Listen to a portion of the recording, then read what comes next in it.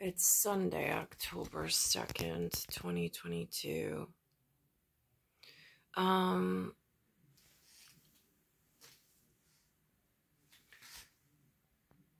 just doing self-analysis at the moment between real world,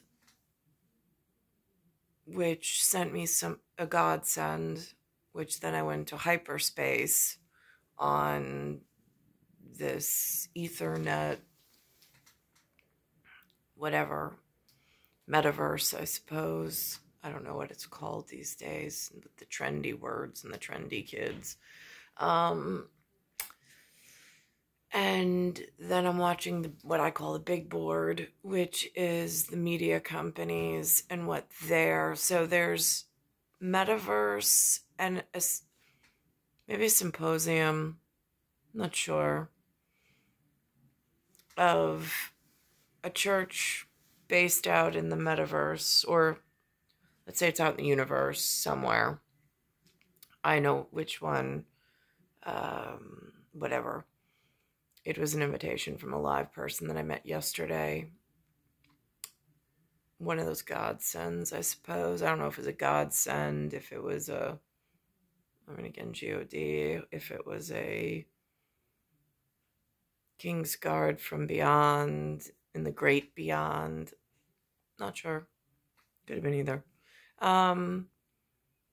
They were there on the street of Bayside. I was there. They were about my son's age, one of my sons. In that age bracket.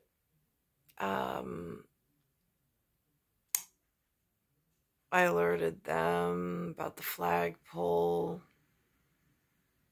I mean, like, again, do I think I'm in a dog fight?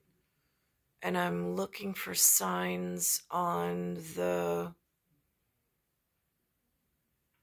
tail fin of whatever keeps shooting at me. That would be interesting. Is it a duck hunt and I'm in a blind?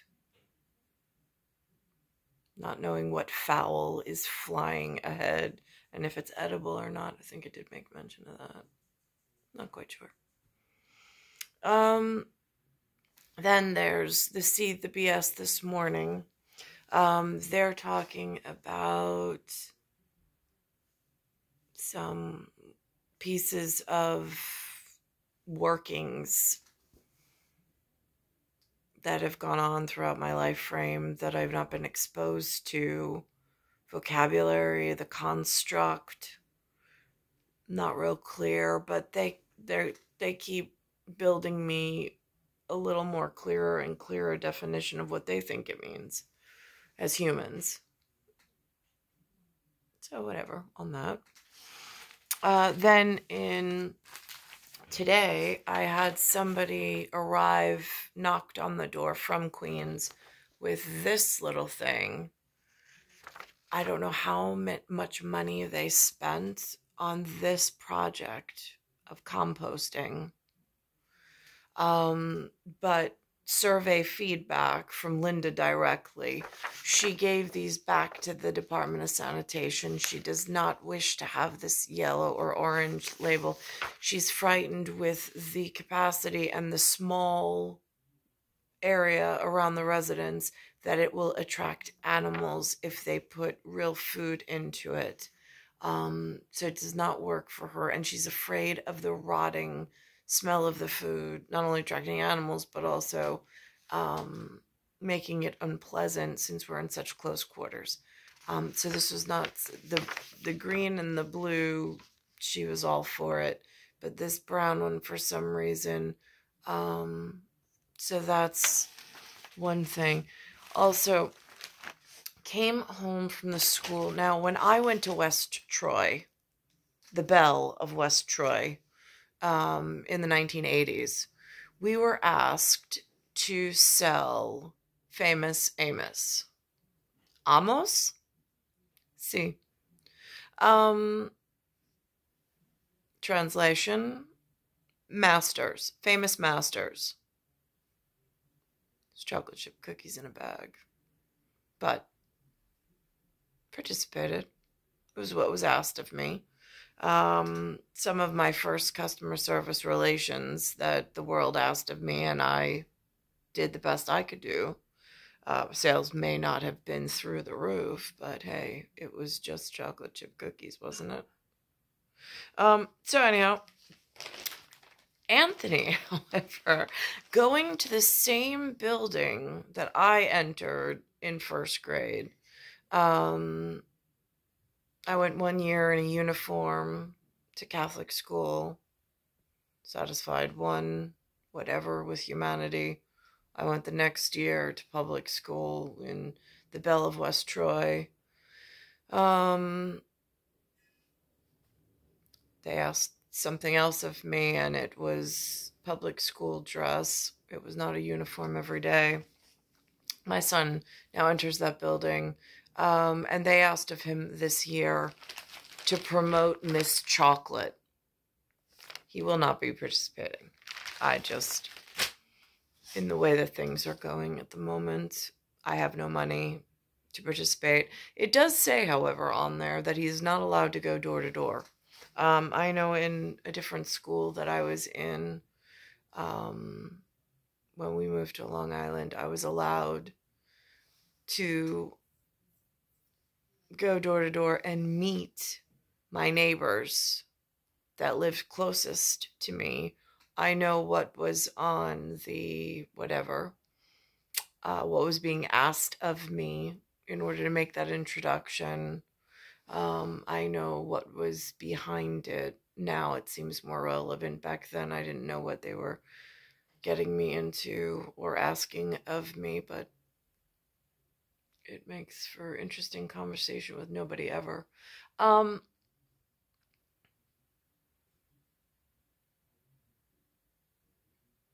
In Patchogue, I know what they asked my sons to partake in. And again, that was not going door to door. It was simply relying on coworkers and relatives for some semblance of obligatory whatever.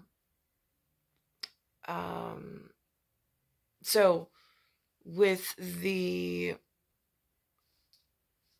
whatever, I was totally enlightened by the interaction between what was sent into my path yesterday. I even I confessed to them. I said, I really do believe you're a godsend. I was like, and I truly am grateful that that I was able to cross paths, because they bestowed upon me wisdom that I needed in this moment, which I am not making whatever file on. I know what it is, and I know how intricate it is and delicate it is at the moment. But it goes back to a mojito incident where I didn't know what a mojito was. The person who whatever did, I know who dragged me into that facility. It was random. I thought we were going shopping in Manhattan, which was like never happens. And I'm not a big shopper, but I didn't have the children and I had nothing better to do. And I did not make it. It was one of those blackout days. I made it to the mojito spot. I made it to a bathroom and I blacked out. Whoever was serving mojitos knows what's that about. And that was about language. And my studies of linguistics thus far in this area. And how whatever they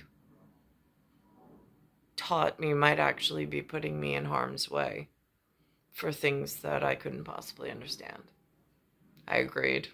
Said, I have no intelligence. I said, I was like, I have no way of protecting myself. He says, yeah, no, we know that. I'm like, right, of course you do. So anyhow, so this now is up on the big board.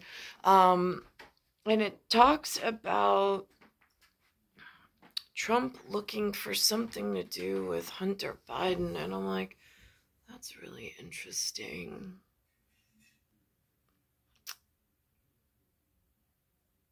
I know the name of the person whose wedding I was invited to. Where, again, I don't know anybody, but it was getting to know people that knew each other. So, I had a brown dress on at that event. It was a small outdoor tent wedding. I was not in the wedding. I was just an attendee.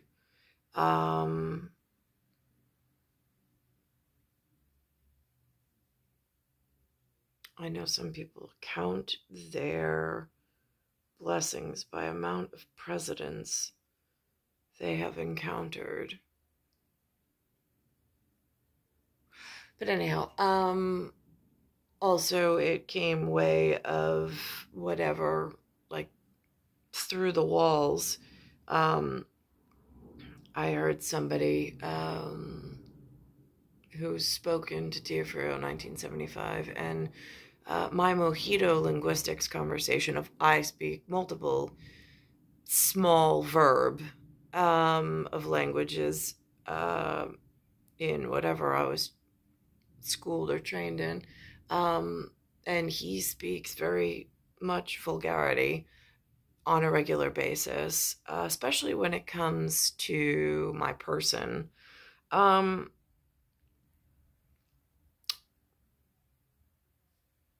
It just speaks to character imbalance, and I really don't know. I mean, I've gotten personal profile of personality done several times throughout my career. I don't understand how anybody could have gotten away with blacksmithing me into this, especially those attendees at a Greek restaurant. I really thought Brotherly Love would come out smelling like roses and looking a lot different. However, I don't know if Grandpa Star knows what Brother Star's up to, and I don't know how this poses and puts me in further harm's way. But here we are. You may recall former President Trump recently claiming he could declassify documents, as he put it, just by thinking about it. In fact, the process of classifying or declassifying information is a lot more complicated than that. And therein, David Martin tells us, a problem. The documents spread out on the carpet at Mar-a-Lago, their classification markings clearly visible, are tiny drops in a tsunami of secrets kept by the U.S. government. Do you have any estimate of how many classified documents there are? That's really unknowable. John Fitzpatrick managed the flow of classified documents in both the Obama... I will say, in gospel, go spell.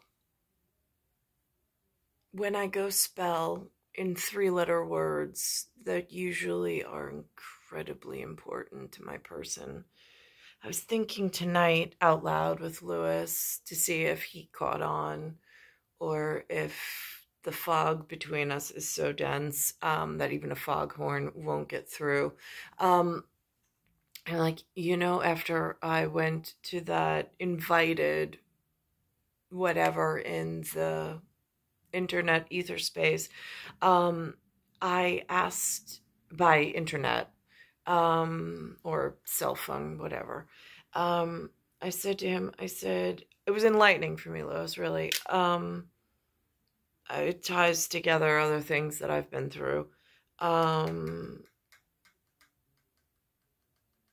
now, as I look here and I look at this, it says SEC is the first 3 letters of secret, just like SCI is the first 3 letters of the word science.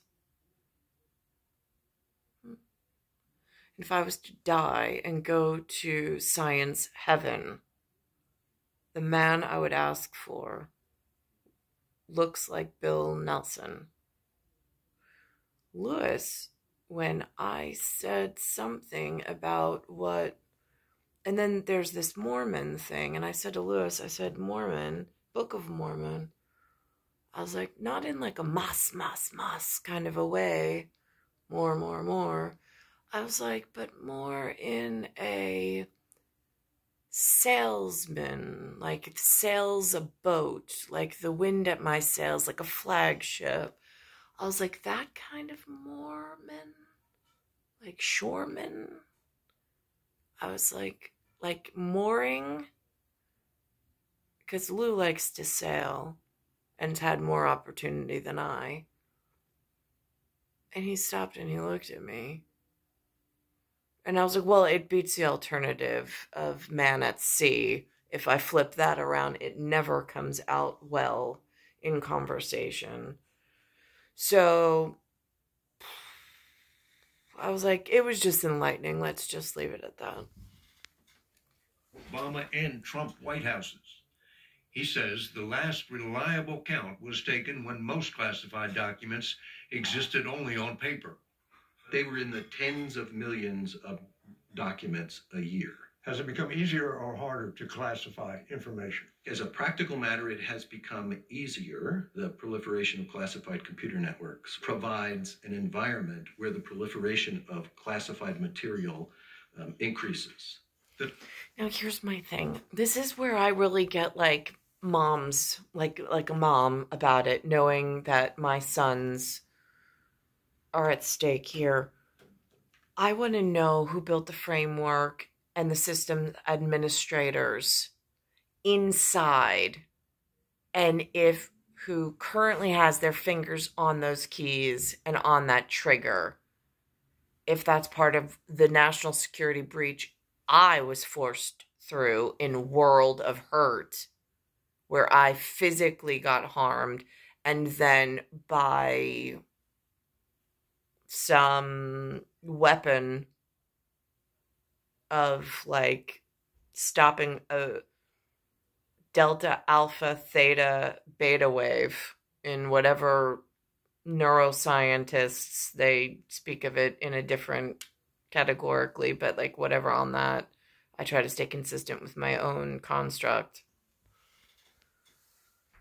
The 9/11 attacks and all the subsequent alarms of terrorist plots against the homeland brought with them a surge of classification, which even worries the person in charge of keeping secrets, National Intelligence Director Avril Haines. Do you think that overclassification is a national security problem? I do, Senator. I do think it's a challenge. Earlier this year, she wrote, "Deficiencies in the current classification system undermine our national security by making it difficult to share information with allies and the public." It's a fairly arresting statement. The system designed to keep national security secrets is undermining national security. I agree with her.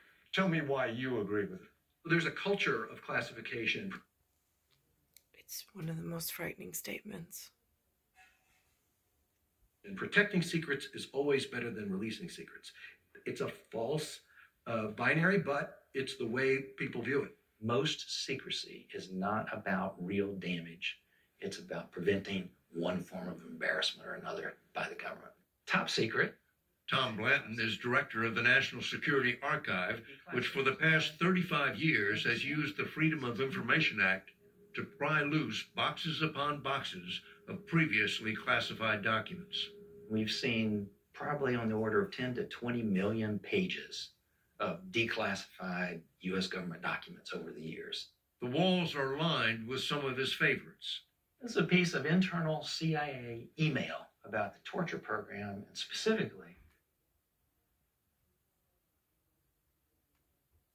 Today's classification system grew out of the secret project to build the atom bomb, arguably the greatest secret ever. The head of the project, Lieutenant General Leslie Groves, later wrote he was... Now, when they say atom, do they mean ADAM and the RIB? Or are they speaking of ATOM, TOM? At nuclear family, it gets really confusing how to keep my son safe. He was keeping it secret from the Germans, the Japanese, the Russians, all other nations, and those who would interfere, which included Congress. What General Groves created in the national security classification system was a big bang. And that universe is still expanding. The three basic levels of classification are confidential, secret, and top secret. Confidential information would cause damage to the national security if it got out. Secret would cause serious damage. And top secret, exceptionally grave damage. Beyond top secret, there is SCI, which stands for Sensitive Compartmented Information, also known as Special Access Programs.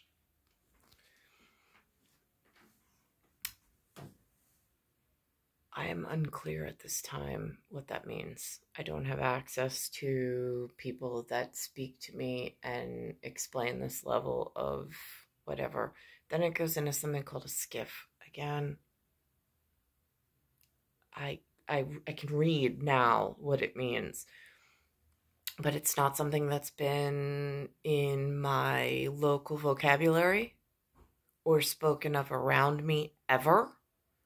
So I don't know. I would assume it's in certain people's daily vocabulary.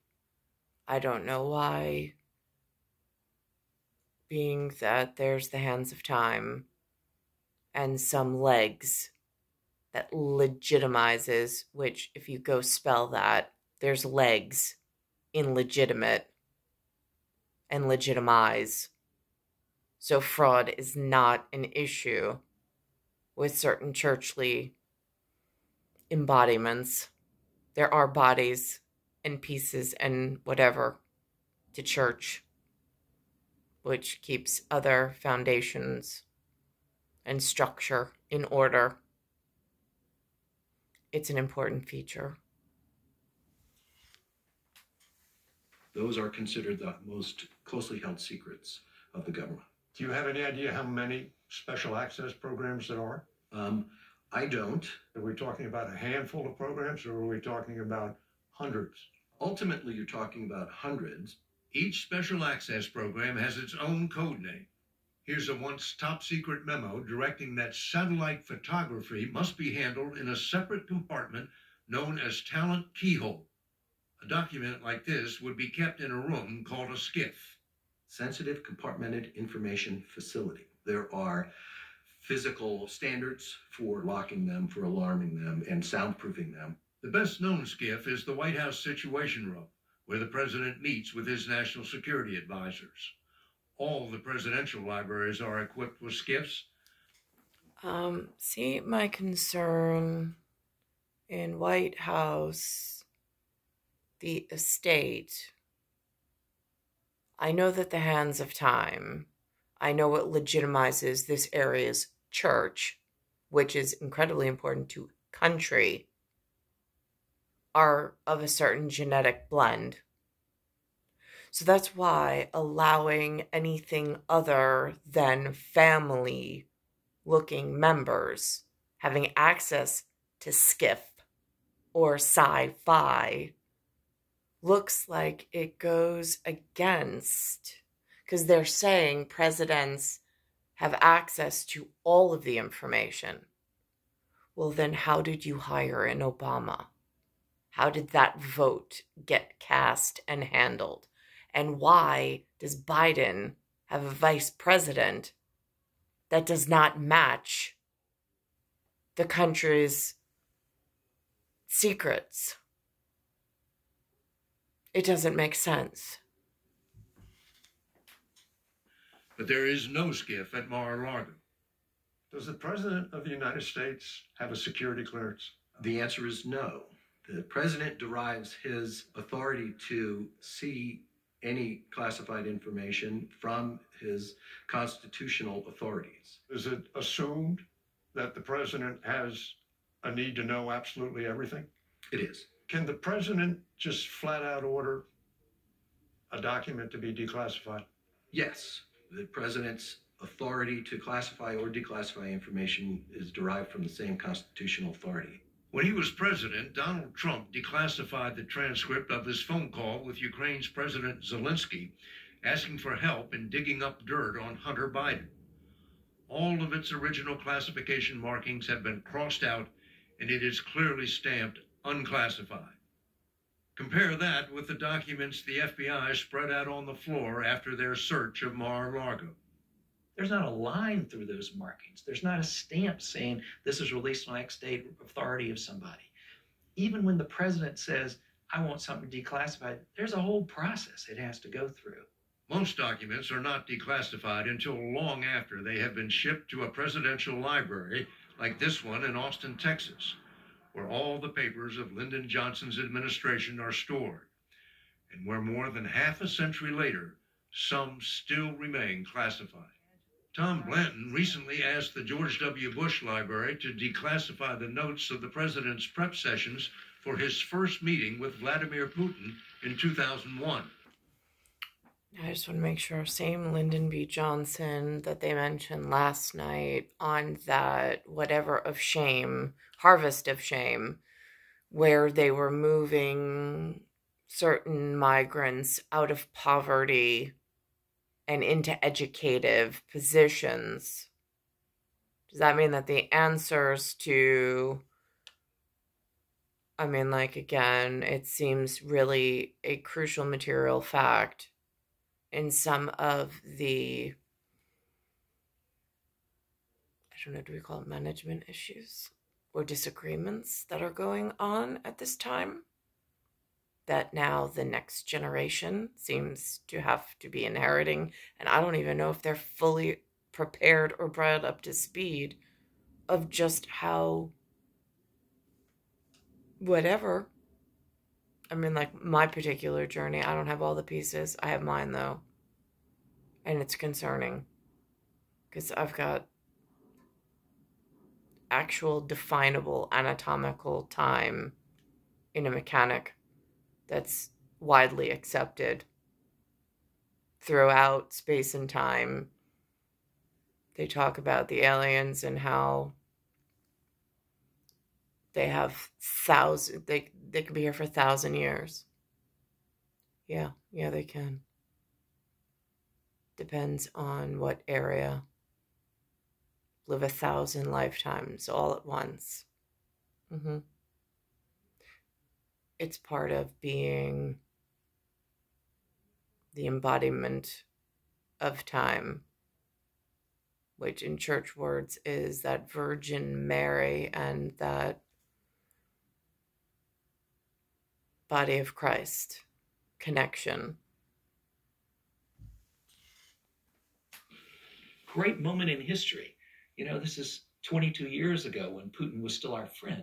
Might even do us some good today in figuring out Putin's grievances and maybe some off-ramps out of this current tragedy in Ukraine that Putin started. When did you file this? In January. Of this year. So nice people down at the George W. Bush Library in Dallas said, sorry to tell you, Mr. Blanton, but it's going to be 12 years before they get around to it. Which side is winning? The forces of classification or the forces of declassification? Oh, the forces of classification have long won.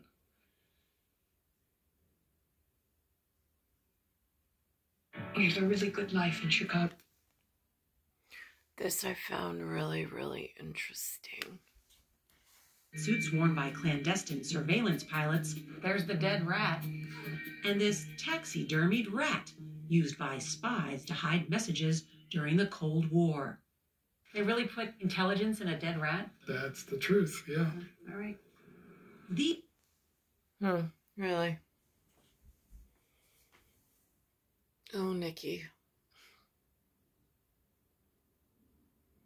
It just brings up, here they have the tally bar mentioned. TALIBAR. I know who they sent in and where they were from. That was TALI. But there was a bar in Huntington. I took a taxi, a TAXI too. Met some angry whatever who was having a drink. I did not drink with him, but I did meet. He asked about the word garage and what it looked like. For me, anyway. At the Glen. I don't think he asked about the Glen. But I said it was just a big square rectangle.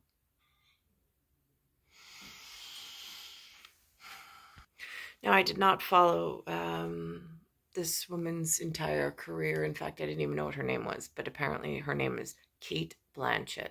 I recognize, I don't even know the name of her character in this, in Tolkien's Token of the Lord of the Rings. I do see her, however, in this role, and apparently now she's in another role called Tar, T-A-R.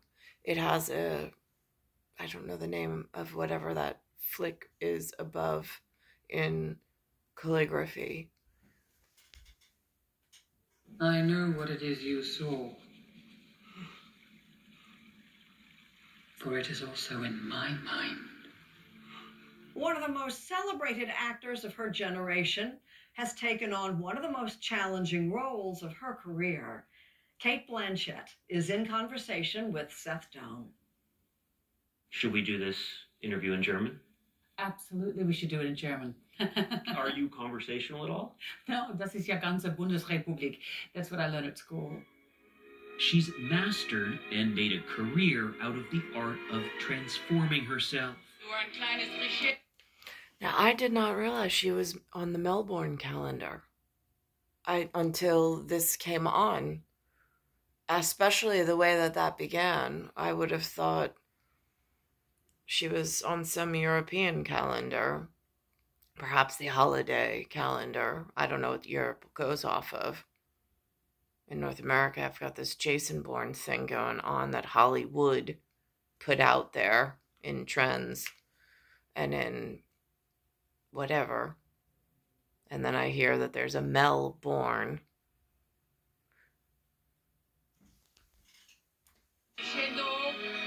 In her latest film, Cate Blanchett becomes the conductor of a symphony orchestra in Germany. She wouldn't be running a rehearsal in English, so I have to speak in German. So it was one of those things where it just would have been inauthentic if I'd not. This ambitious role is the latest in a long list. The Australian actress won an Academy. I'm not going in the history of her career. What I am doing, though, and there are certain parts of this movie that absolutely, like, I don't even want to go into in not a conversation. It's not a parallel to anything with me. What it does have, however, is she speaks about this conducting role.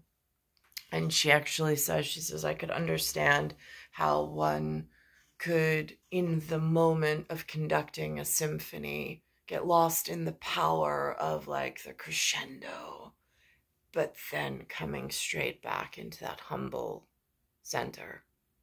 And like it's over with in the moment. But you could just for a moment take you into the whatever of, you know, fantastically, where does it go?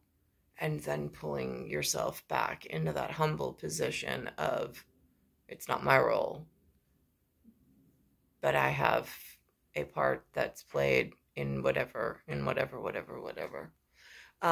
I thought that was absolutely fascinating, and that they would go at this point with those three letters, T-A-R.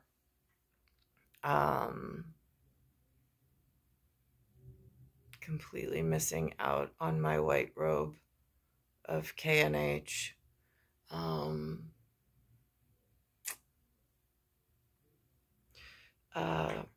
that's really all I have to say at the moment.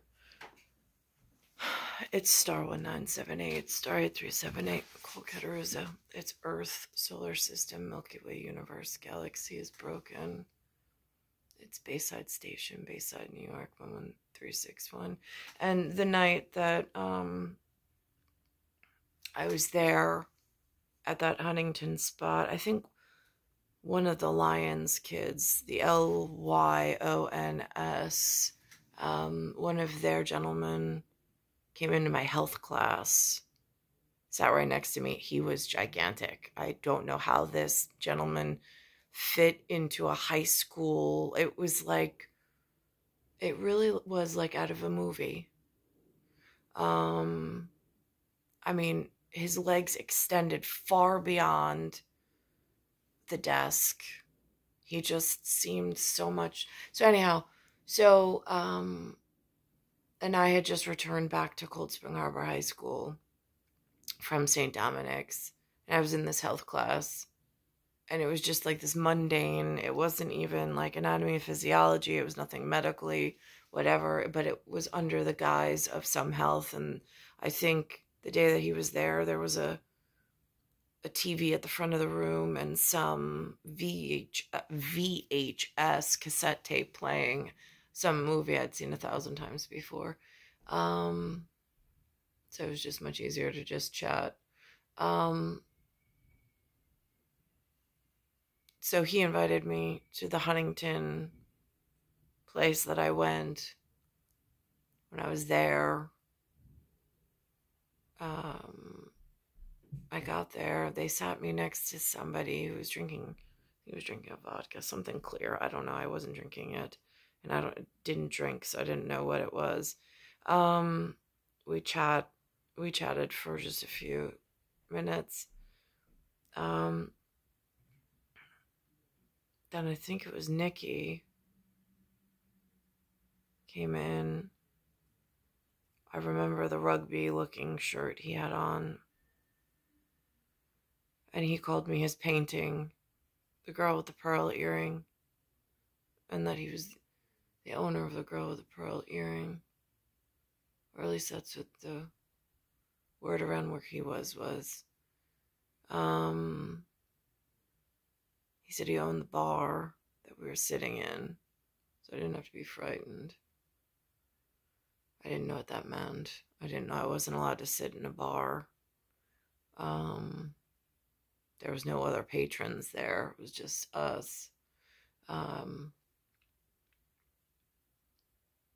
then there was a meeting with someone else outside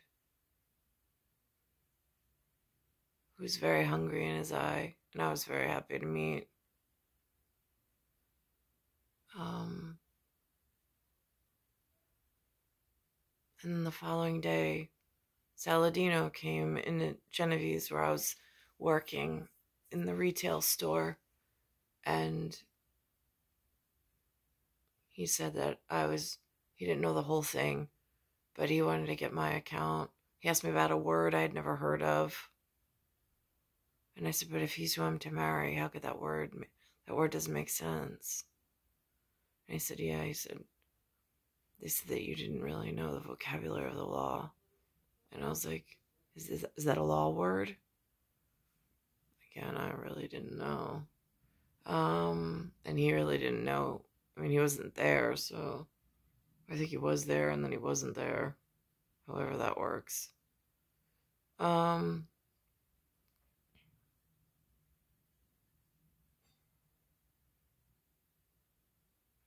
that ties in my teenage years. And I know that the person that was very hungry in the eye to see me outside exists. I just don't know what happened in real life. And why that was kept from ever, whatever. It's star 1978, star 8378, Nicole, Cattaruzza. It's Earth, solar system, Milky Way, universe, galaxy is broken. And it's Bayside Station, Bayside, New York, 11361.